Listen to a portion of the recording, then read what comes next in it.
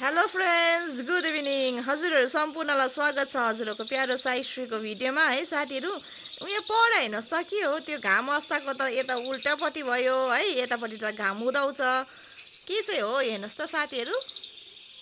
लु है तपाईँहरूले बताउनुहोस्। उज्यालो भएर आएको छ। यति बेला त घाम त नहुनुपर्ने, जुन पनि नहुनुपर्ने है। के चाहिँ हो लु तपाईँहरूले बताउनुहोस् ल। हेर्नुहोस् त मजाले। घाम त होइन, घाम त उदाउने जग्गा त्यताबाट घाम उदाउँछ नि त हाम्रोपट्टि चाहिँ कि। घाम उदाएको पनि होइन, अस्ताउने त अब उल्टापल्टा भयो।